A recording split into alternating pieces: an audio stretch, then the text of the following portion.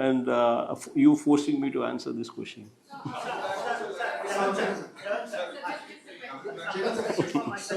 One question you met few of your party workers and you have suggested that you will further again, in fact, you will go for a Padayatra. So if you can share some details related to your plan of Padayatra.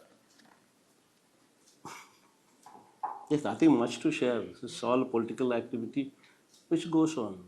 Every political party evolves their own strategies and evolves a mass contact program.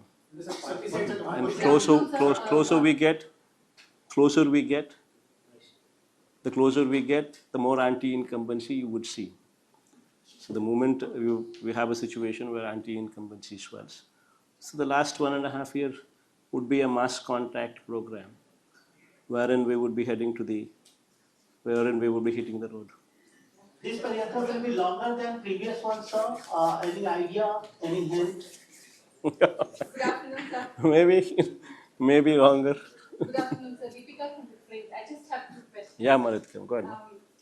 Sir, all the issues that you have raised now, the TDP accuses that your MLAs do not attend the assembly sessions and these questions are not raised there. In fact, the Speaker has spoken at the National Assembly Speakers Conference at Lucknow, and he's talking about requesting the Lok Sabha Speaker to introduce 2 new bills which talk about, one, not paying the any of the attendees the salaries, and the second is also to ensure that the people are able to recall all of the MLAs who've been elected. What would you say to that? In fact, we've answered these questions multiple times. This is not the first time that someone like you is asking this question, and this is not the first time that I'm answering this question. But this is brought up saying it. No. Multiple times you ask the same question, then what is the point? We're just going to be repeating the same answer, which does not yield any result. See, the first thing you should be asking is you should be questioning the fundamentals of democracy. Wherein in the state of Andhra Pradesh that you see today, you tell me which other party exists in the state assembly which is the opposition, other than us. You tell me.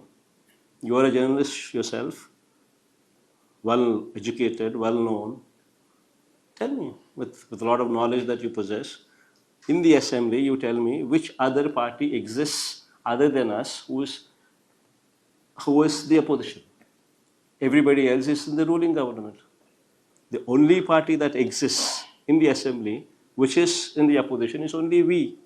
Then what is stopping you from giving us opposition party status? Then what is stopping the speaker? You should question the democracy of the speaker. What is stopping the speaker from giving us the opposition party status?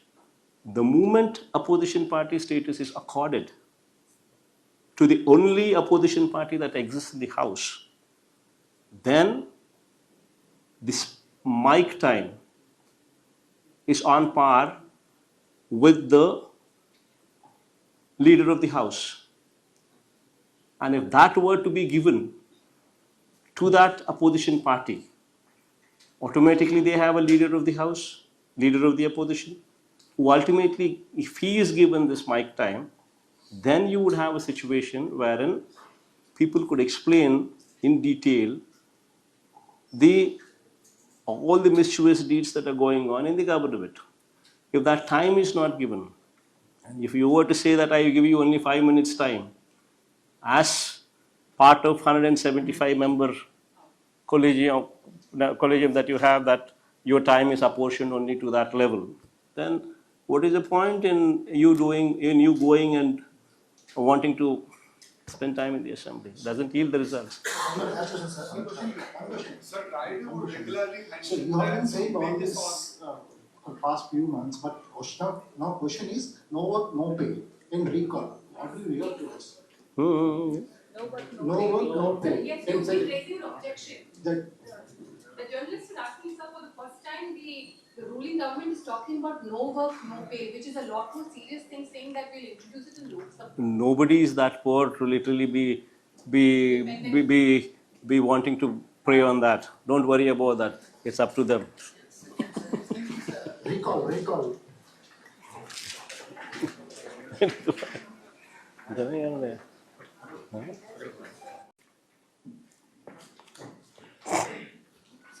through this press conference, you are trying to show that you were more visionary with respect to technology when you compare with Chandrababu Naidu with respect to this revenue land service.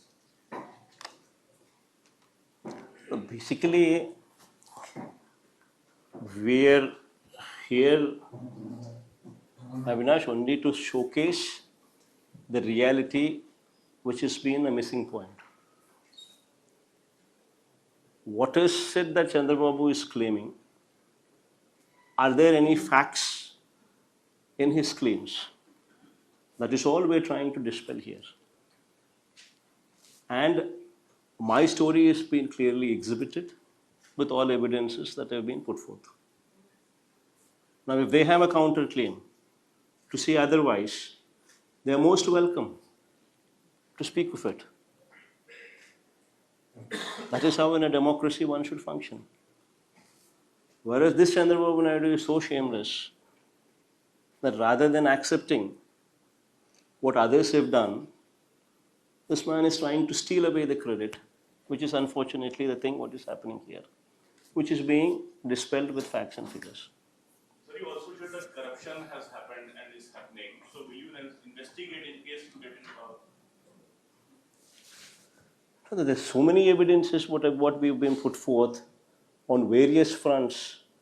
In fact, you being a journalist yourself are also privy to that information.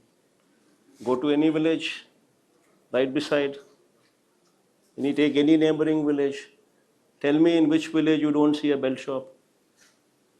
You come back to me and tell me, I'd be more than willing to listen to you. And tell me in those bell shops, are they selling at MRP rates? Every bell shop you see, they're selling more than the MRP rates. And every shop has got a permit room right beside. You yourself are privy to those facts. Am I saying something wrong? Are you not part of the community of journalists who are present in Andhra Pradesh? Are you also not aware of the fact that the so-called free sand policy, which earlier was giving 750 crores of revenue every year to the state government, is now you have a situation where the sand is being sold at double the rate of what was sold in our previous government? Then where is the money going? Government is not getting anything. Exchequer is not getting anything. Yet, rates are double. Right in front of your eyes, I am not saying anything. You are privy to this information. Every journalist here is privy to this information. You forget about sand alone. You talk about silica, quartz, laterite, everything without permits. People are right royally exploiting right there in front. Why forget about all those things? Talk about Sankranti. Is gambling a legitimate affair? You tell me. I'm asking all of you here. Is gambling legitimate affair? Then how is it that in almost every constituency, MLAs have given on auction along Chandrababu Naidu gets something, MLAs are in the front to make the deal. MLA shares something, Chandrababu shares something, the DIG shares something, the SP shares something, the police are also part of it. Every constituency you had gambling going on during the Sankranti. Where is the money to the state government? Is it not looting? Is it not right royal gambling which is being encouraged? Forget about encouraged. You are actually promoting. Almost 2,000 crores. Right in front of your eyes. Is it not corruption? Then what about Amaravati? 10,000, 11,000, 12,000 rupees per square feet. Construction cost.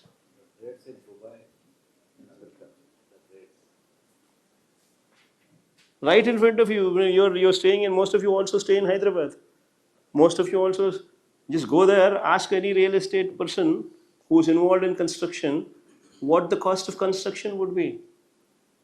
Even a 5-star accommodation with a 5-star lobby with concierge services. The construction cost is 4,000 rupees per SFT on the higher side. Here you are talking about 10,000, 11,000, 12,000, 13,000 SFT per rupees per SFT right in front of your eyes. Is it not corruption? Have you ever seen a deal in real estate where land is given to a real estate company for throwaway prices? Not only that, you were saying you will give 2,000 rupees construction cost also to them. Why is there no auction? Why is it that only a certain person belonging to a who is close to Chandrababu alone benefits out of it? Why is it that it cannot be called for an auction? Why is it that Ramesh, Avinash, or Harish, why is it that all of these people can also not participate? Why should it be only private to only a select few, where land is given at a throwaway rate, and you also are wanting to give 2,000 rupees construction cost for a real estate company? Is it not a scam? What about the power purchase agreements? You have made a hue and cry when the power was procured at 2 rupees 49 paise during our regime. Whereas now, in your own regime, you have procured power at 3 rupees 60 paise. Huh? Huh? 4.6. Access the 4.6, huh? 4.6. 4.6 versus 2 rupees 49 paise. Is it not a scam?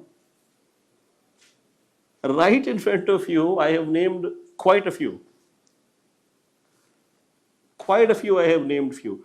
And now if I were to spend more time on this, I would probably, I could probably give you a number of examples, explaining the scams to you, taking more than an hour of this particular time to only explain that particular issue.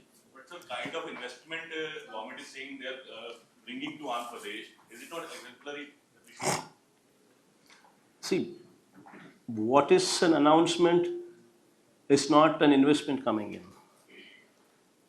Please check the data. Please check the data wherein how much of announcements have converted into investments, be it 2014 to 19, be it 2019 to 24. You would be surprised to know that the man who talks so much brought in, on average, if my memory goes right, less than 10,000 rupees, 10,000 crores of rupees investment per annum.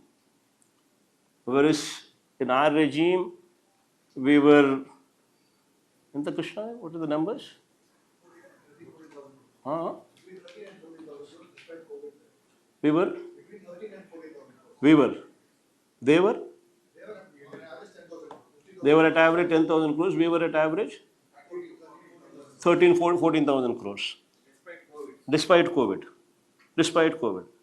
And our last time I gave a presentation on industrial GVA and manufacturing GVA, the performance made during our regime, where we are actually ranked in the growth in industrial GVA, in the growth in manufacturing GVA, we are actually ranked top 5 in the country and number 1 in southern states.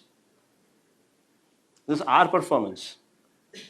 So then our performance far supersedes what Chandrababu Naidu has ever done in the past.